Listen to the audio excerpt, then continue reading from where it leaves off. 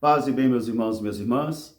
Estamos no 29º domingo do tempo comum, dia 22 de outubro. A igreja celebra hoje o Dia Mundial das Missões e traz como tema da igreja local aos confins do mundo e como lema, corações ardentes, pés a caminho.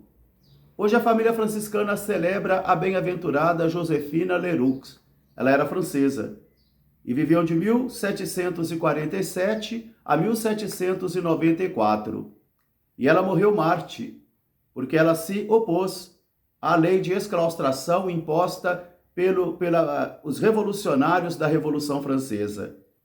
O evangelho de hoje é retirado do livro de Mateus, capítulo 22, versículos de 15 a 21.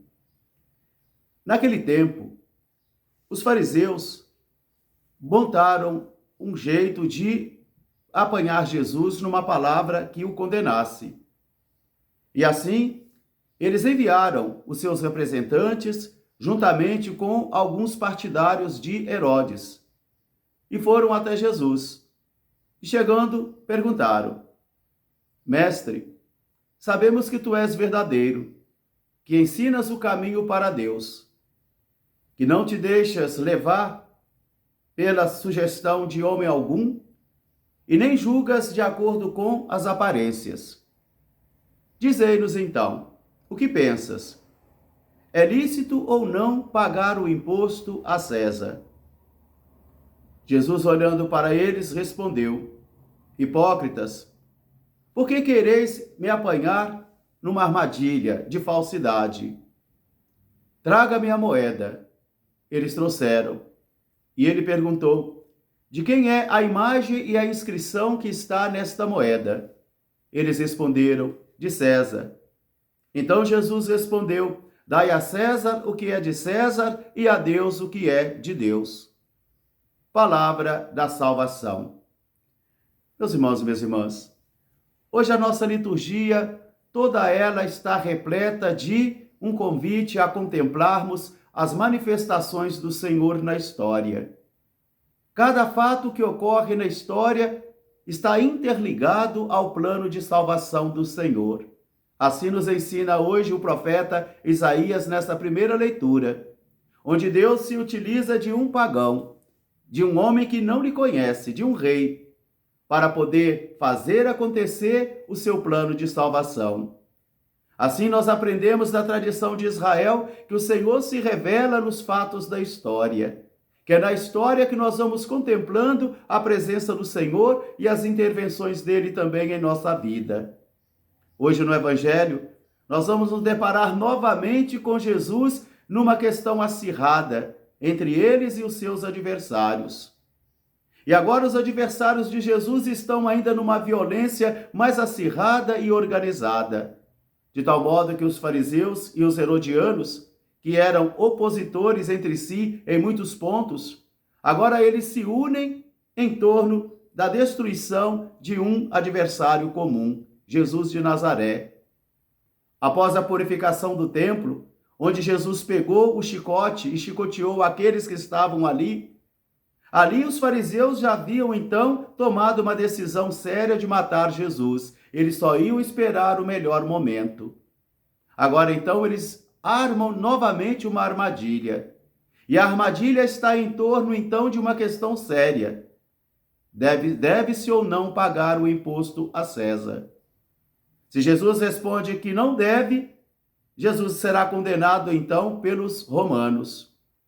Mas se Jesus responde que deve pagar, então ele vai comprar uma guerra então e um conflito com seus seguidores nacionalistas, que se opunham a esse pagamento. Jesus vai tomar uma decisão muito cautelosa, mas também esperta. E ele pede então para ver uma moeda e pergunta de quem é a imagem e de quem é a inscrição que está nesta moeda. Porque no livro do Gênesis nós aprendemos que Deus criou o ser humano à sua imagem e semelhança. E é o povo que deve ser a imagem de Deus. É o povo que deve manifestar a imagem de Deus. De tal modo que quando aqueles povos pagãos contemplarem a boa ação de Israel, ele pudesse também dizer: veja como este povo tem um Deus próximo. Veja como esse Deus tem leis justas. Veja como esse povo é feliz porque ele reflete a presença do seu Deus. Quer dizer, o povo é a imagem de Deus. Então Jesus diz: de quem é a imagem que está na moeda? Eles falaram: é de César. Então dai a César o que é de César. Esta imagem pertence a César, então devolva a ele, mas devolva o povo para Deus. Porque Deus quer é o seu povo. Deus ama é o seu povo. Deus luta é pelo seu povo. Então dai a moeda, a imagem para César, devolva para ele, mas dai ao povo a Deus, porque o povo pertence a Deus. Meus irmãos, minhas irmãs, veja só com que esperteza Jesus precisou então de responder esta questão que é imposta a ele como uma armadilha nesta manhã. O apóstolo Paulo também, na segunda carta, vai nos recordar que o palco da missão da nossa vida e da nossa fé é o mundo. E aqui ele vai nos recordar das nossas relações com o mundo. Nós não vivemos num mundo paralelo. Nós não vivemos num mundo fictício. Nós não vivemos num mundo sem alma e sem carne. Porque nós não somos assombração. Mas nós vivemos no mundo real, nós vivemos na história. E aqui todos nós somos convocados a traçarmos relações com a cultura, com a história, com a política, com as instituições. E aqui será o palco da missão. Por isso o apóstolo hoje vai nos recordar o tripé da vida missionária. Uma fé ativa, uma fé que opera, que acontece dentro do contexto histórico, mediante as suas obras. Um esforço de caridade para se relacionar e construir comunhão.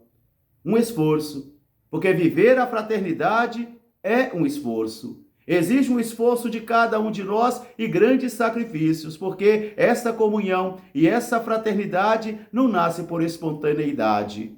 Ela exigirá de mim e de você esforço regado com a bênção de Deus. E depois o apóstolo também vai dizer o terceiro tripé, que é uma firme esperança. Uma firme esperança de que nós teremos novos céus e novas terras, porque o Senhor está conosco. Mas para isso, diz ele, é preciso reencantar o mundo. É preciso evangelizar o mundo. É preciso chamar a atenção e novamente devolver à consciência à humanidade de que o Senhor é o Senhor de todos os povos, de todas as pessoas e o Pai comum, o Pai nosso. Por isso, então, a verdadeira imagem de Deus é quando nós somos fraternos uns com os outros. O Senhor nos criou à sua imagem e semelhança. Somos imagem de Deus, sim. Somos imagens na bondade, somos imagens na solidariedade, somos imagens na criatividade, mas nós só seremos semelhantes a Ele quando nós também estivermos repletos do seu Espírito e da sua misericórdia. Logo mais às 8h30 da manhã, eu estarei celebrando na comunidade Santo Antônio, no bairro República.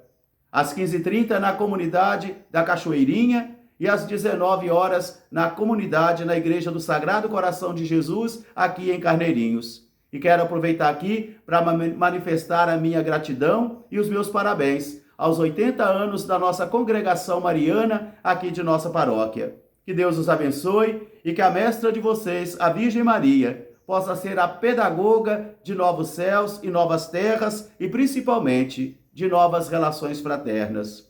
Um grande abraço para todos, paz e bem, até amanhã se Deus quiser. Bem-aventurada Josefina Lerux, rogai por nós. Paz e bem.